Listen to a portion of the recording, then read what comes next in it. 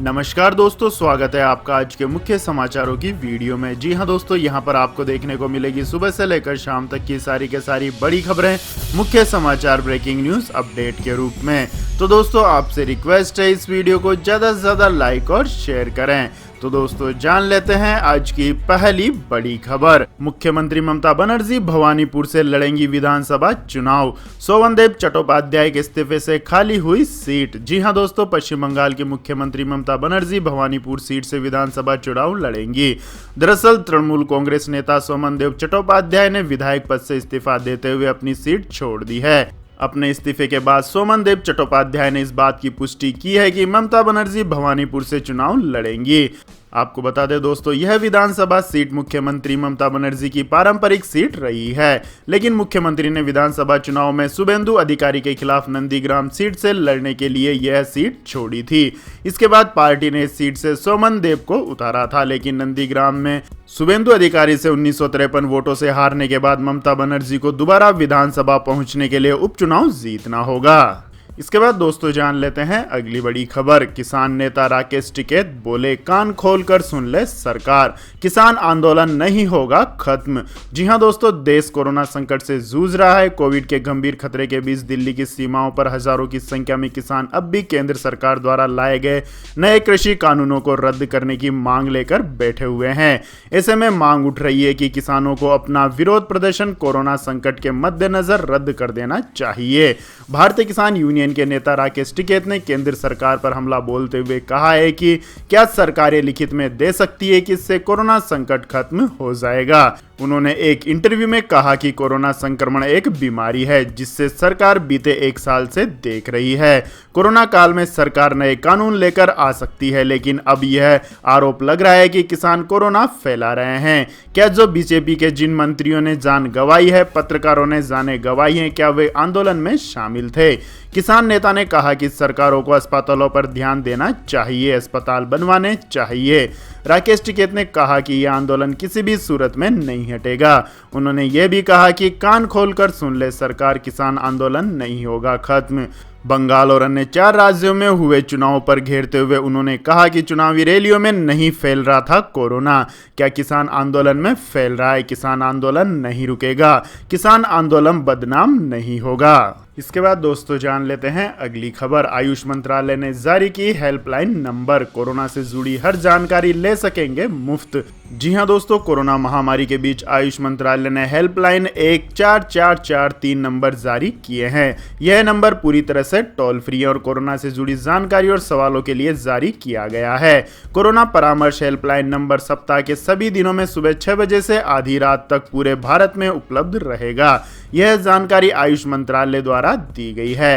Helpline जारी करते हुए मंत्रालय ने बताया है कि आयुष की विभिन्न धाराओं जैसे आयुर्वेद, होम्योपैथ, योग, प्राकृतिक चिकित्सा, यूनानी और सिद्ध के विशेषज्ञ आम जनता के प्रश्नों के समाधान के लिए इस नंबर पर हमेशा विशेषज्ञ उपलब्ध होंगे। मंत्रालय ने एक बयान में कहा है कि ये विशेषज्ञ न केवल रोगियों को परामर्श और व्यवहारिक उपचार प्रदान करेंगे, बल्कि उन्हें पास की आयुष सुविधा की उपलब्धता के बारे में भी मार्गदर्शन करेंगे। इसके बाद दोस्तों, जान लेते हैं अगली खबर। मध्य प्रदेश में कोरोना से मृत व्यक्ति के परिवार को मिलेगी मदद, राज्य सरकार देगी 1 लाख रुपए की अनुग्रह राशि। जी हां दोस्तों, कोरोना से मृत व्यक्तियों के परिवारों के लिए मध्य प्रदेश सरकार ने राहत भरी घोषणा की है। कोरोना संकट से शोक संतप्त परिवारों को मध्य प्रदेश के मुख्यमंत्री शिवराज सिंह चौहान आर्थिक रूप से मदद करेंगे।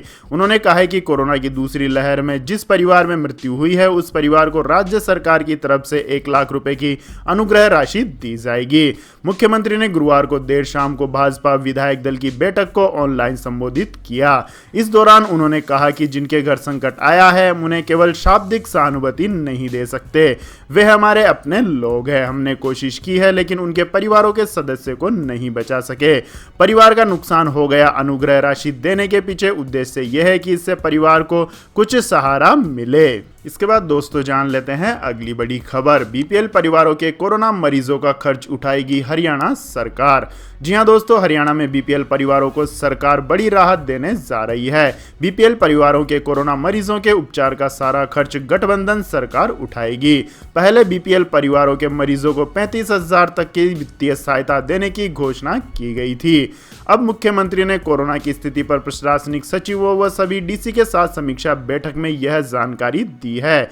उन्होंने कहा है कि ब्लैक फंगस बीमारी के उपचार के लिए हर मेडिकल कॉलेज में कम से कम 20 बेड रिजर्व रखे जाएं। गांवों में डोर टू डोर दौरा करने वाली टीमों में शामिल सदस्यों का प्राथमिकता से टीकाकरण किया जाए। कोविड-19 के बाद होने वाली समस्याओं के समाधान के लिए विशेष क्लिनिक बनाए जाएं। सीएम ने कहा कि अब तक लगभग 10,000 ऑक्सीजन सिलेंडर होम आइसोलेशन मरीजों के घर पर पहुंचाए गए हैं।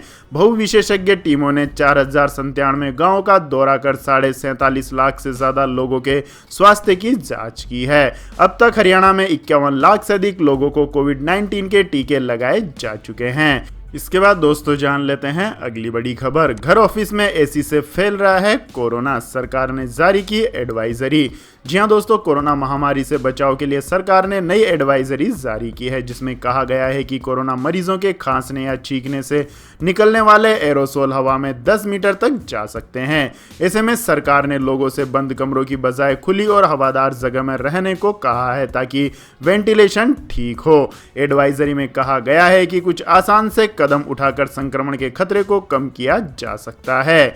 आपको बता दें दोस्तों, सरकार के प्रधान वैज्ञानिक सलाहकार विजय राघवन के कार्यालय ने एडवाइजरी जारी कर कहा है कि खुले घरों में संक्रमण का खतरा कम होता है। इस एडवाइजरी में घरों, दफ्तरों और सार्वजनिक स्थानों पर बाहरी हवा के आवागमन की सिफारिश की गई है। एडवाइजरी में कहा गया है कि अच्छे वेंटिलेशन से एक व्यक्ति से दूसरे व्यक्ति में कोरोना फैलने का खतरा कम होता है। जैसे खिड़की खोलना या एग्जॉस्ट फैन चलाने पर गंध कम हो जाती है, ठीक उसी तरह खुले दरवाजे, खुली खिड़की और एग्जॉस्ट फैन से कोरोना संक्रमण के खतरे को कम किया जा सकता है। एडवाइजरी में यह भी कहा गया है कि जिस कमरे में एसी के कारण खिड़कियां और दरवाजे बंद रहते हैं उनमें संक्रमण का खतरा ज्यादा होता है। बंद कमरे में बाहरी हवा का आगमन नहीं हो पाता, जिससे संक्रमण हवा कमरे के अंदर ही रह जाती है। इसके बाद दोस्तों जान लेते हैं अगली खबर। आरबीआई बोर्ड का फैसला, मोदी सरकार के खजाने में 99,122 करोड़ रुपए देगा रिजर्व बैंक। जी हां दोस्तों, भारतीय रिजर्व बैंक के बोर्ड ने 31 मार्च 2021 को समाप्त 9 महीने की लेखा अवधि के लिए केंद्र सरकार को सरप्लस के रूप में 99,122 करोड़ रुपए के ट्रांसफर को मंजूरी दी है। केंद्र सरकार को सरप्लस ट्रांसफर करने का निर्णय आरबीआई सेंट्रल बोर्ड की शुक्रवार को वीडियो कॉन्फ्रेंसिंग के जरिए हुई बैठक में लिया गया। एक बयान के मुताबिक आरबीआई बोर्ड ने अर्थव्यवस्था पर कोविड-19 की दूसरी लहर के प्रकोप को कम करने के लिए वर्तमान आर्थिक स्थिति, वैश्विक और घरेलू चुनौतियों और हालात के नीतिगत उपायों की समीक्षा की। रिजर्व बैंक के लेखा वर्ष को अप्रैल मार्च में बदलने के साथ बोर्ड ने 9 महीने की अवधि के दौरान आरबीआई के कामकाज पर चर्चा की। बैठक के दौरान गवर्नर शशिकांत दास की अध्यक्षता में बोर्ड ने संक्रमण अवधि के लिए रिजर्व बैंक की वार्षिक रिपोर्ट और खातों को मंजूरी दी है। बयान के मुताबिक बोर्ड ने 31 मार्च 2021 को समाप्त 9 महीने की लेखा अवधि के लिए केंद्र सरकार को सरप्लस के रूप में 99,122 करोड़ रुपए के ट्रांसफर को मंजूरी दी, जबकि आकस्मिक जोखिम बफर को 5.50% पर बनाए रखने का निर्णय लिया गया। इसके बाद दोस्तों जान लेते हैं अगली खबर। शोध में हुआ खुलासा, बच्चों को संक्रमण से बचा सकता है एमएमआर का टीका। जी हां दोस्तों, कोरोना वायरस की दूसरी लहर के चलते देश बुरे दौर से गुजर रहा है। इस वायरस के संक्रमण को फैलने से रोकने के लिए देश के कई राज्यों में लॉकडाउन लगा हुआ है। इससे संक्रमितों की संख्या में कमी आई है। हालांकि विशेषज्ञों ने चेतावनी जारी की है कि आने वाले दिनों में कोरोना की तीसरी लहर आ सकती है। इस लहर से बच्चे अधिक प्रभावित हो सकते हैं। आसान शब्दों में कहें तो बच्चों को कोरोना वायरस की तीसरी लहर से अधिक खतरा है।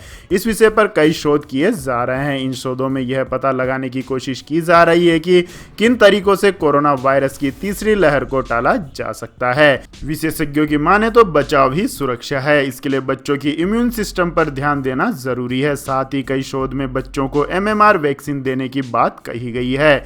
इसमें दावा किया गया है कि एमएमआर वैक्सीन से बच्चों को कोरोना वायरस के संक्रमण से बचाया जा सकता है। इससे पहले कोरोना वायरस की पहली लहर के दौरान भी एमएमआर वैक्सीन देने की बात की गई थी। उस समय एमएमआर वैक्सीन प्रभावी साबित नहीं हुई थी। इसके बाद दोस्तों जान लेते हैं अगली बड़ी खबर। लेकिन दोस्तों अगली खबर जानने से पहले आप लोगों से गुजारिश है कि इस वीडियो में दिखाई गई खबरें अगर आपको पसंद आई हो तो इस वीडियो को लाइक करें, शेयर करें और हमारे चैनल को सब्सक्राइब करें।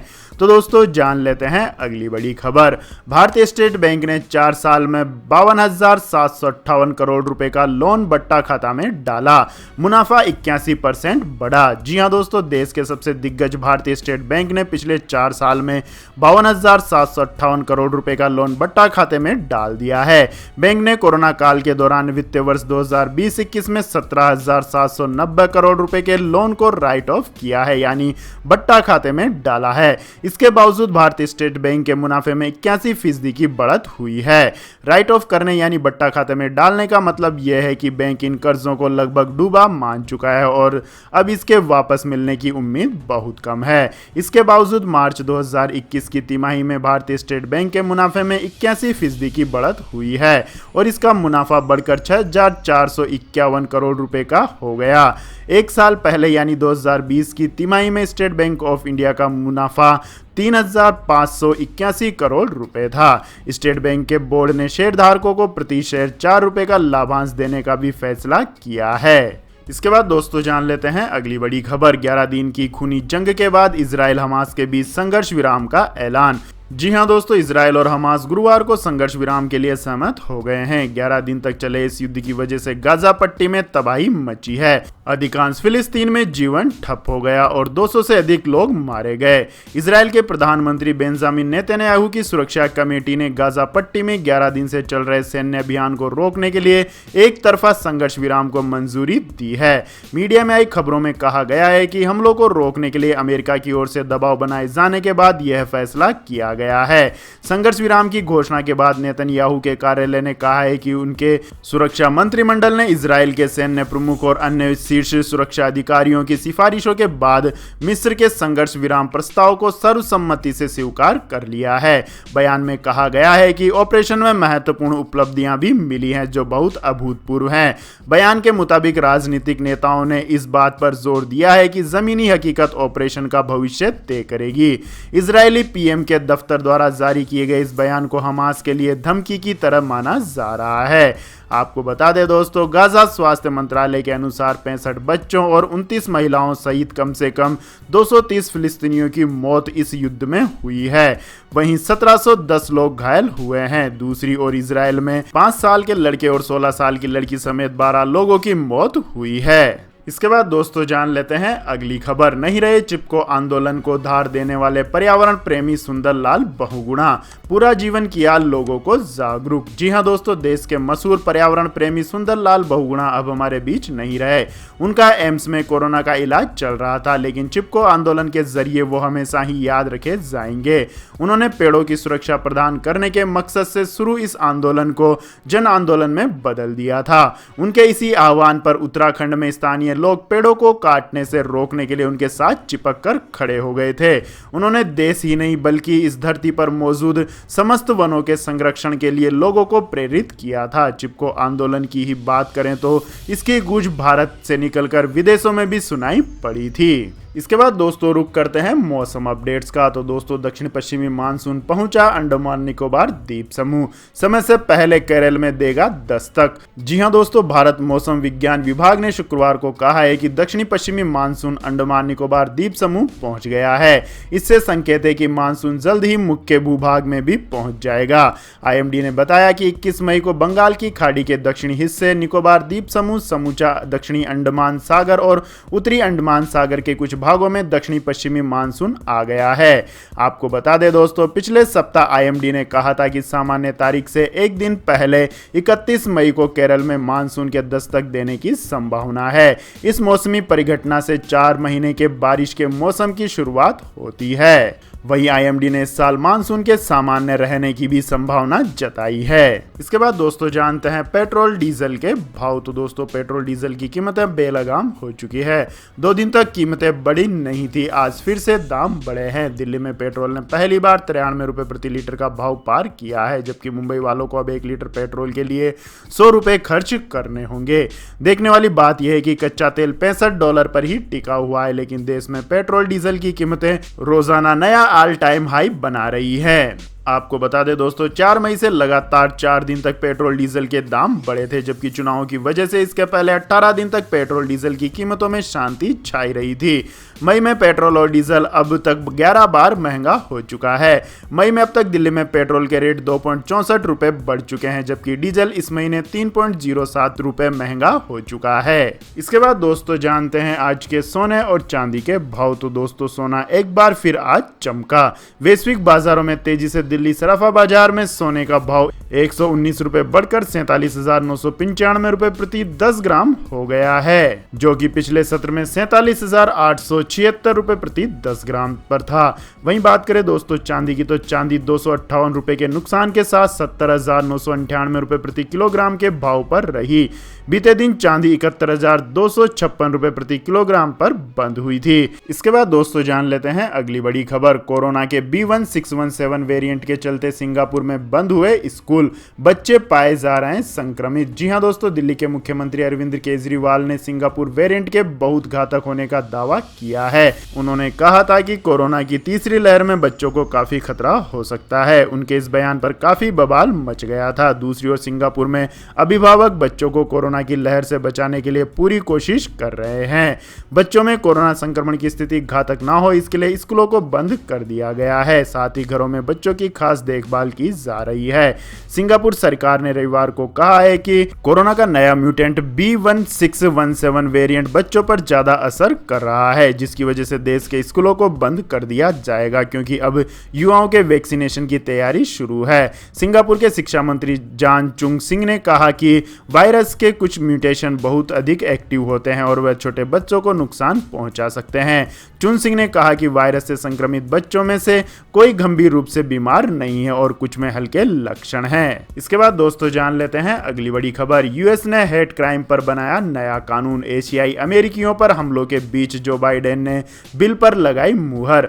जी हां दोस्तों, अमेरिका के राष्ट्रपति जो बाइडेन ने कोविड-19 महामारी के दौरान एशियाई अमेरिकियों के खिलाफ अचानक बढ़े नस्लीय घृणा से प्रेरित अपराधों से निपटने के लिए एक विधेयक पर हस्ताक्षर किए और उम्मीद जताई है कि ऐसे अपराधों की जांच अब अधिक सटीकता से होगी ताकि उन्हें खत्म किया जा सके। जो बाइडेन ने विधेयक पर हस्ताक्षर करने के बाद कहा कि इससे विशेष घृणा अपराध इकाइयां बनाने में संसाधन मुहैया होंगे। साथ ही राज्य और स्थानीय कानून प्रवर्तन अधिकारियों को प्रशिक्षण देने के संसाधन मिलेंगे ताकि वे इस जघन्य अपराधों की पहचान कर सके और उनकी जांच और रिपोर्ट कर सके। जो बाइडेन के हस्ताक्षर के बाद अब यह विधेयक कानून बन गया है। आपको बता दें दोस्तों, इस विधेयक में एशियाई लोगों के प्रति नस्लीय घृणा से प्रेरित अपराध को रोकने के प्रावधान किए गए हैं। जो बाइडेन ने लोगों से अपने दिल और दिमाग में बदलाव लाने का भी अनुरोध किया है। उन्होंने कहा है कि हमें अपना दिल बड़ा करना पड़ेगा, हमें अमेरिकी लोगों के दिलों में बदलाव लाना होगा। मैं तहे दिल से कहता हूं कि नफरत को अमेरिका में पनाह नहीं दी जाएगी। इसके बाद दोस्तों जान लेते हैं अगली बड़ी खबर। वन प्लस ने अपने स्मार्टफोन्स और दूसरे प्रोडक्ट्स की वारंटी बढ़ाने का किया ऐलान। जी हां दोस्तों, कोरोना की वजह से देश के कई राज्यों में लॉकडाउन लगा हुआ है। इस वजह से कई कंपनियां अपने प्रोडक्ट्स की वारंटी बढ़ा रही हैं। अब इसमें स्मार्टफोन कंपनी वन प्लस का नाम भी जुड़ गया है। कंपनी ने कहा है कि ये अपने प्रोडक्ट की वारंटी 30 जून तक बढ़ा रही है। वन प्लस ने उन सभी प्रोडक्ट की वारंटी बढ़ाने का ऐलान किया है जिनकी वारंटी 1 अप्रैल से लेकर 29 जून के बीच खत्म हो रही है। इस फैसले को कोविड-19 को ध्यान में रखते हुए लिया गया है। वन प्लस ने पिछले साल भी ऐसी स्थिति होने पर वारंटी बढ़ाने का ऐलान किया था। तो यह थी दोस्तों आज की सभी महत्वपूर्ण बड़ी खबरें। और दोस्तों बारी आती है आज के माइंड क्यूज क्वेश्चन की, जिसका जवाब देकर आप बन सकते हैं एक शानदार उपहार के विजेता। तो दोस्तों आज का सवाल है, सुंदरवन भारत के किस राज्य में स्थित है? जी हां दोस्तों, अगर आपको इस सवाल का जवाब आता है तो तुरंत कमेंट सेक्शन में लिख दीजिए। इस वीडियो को लाइक कीजिए, शेयर कीजिए और हमारे चैनल को सब्सक्राइब करके बेल आइकन का बटन भी दबा लें। धन्यवाद। जय हिंद, जय भारत, वंदे मातरम।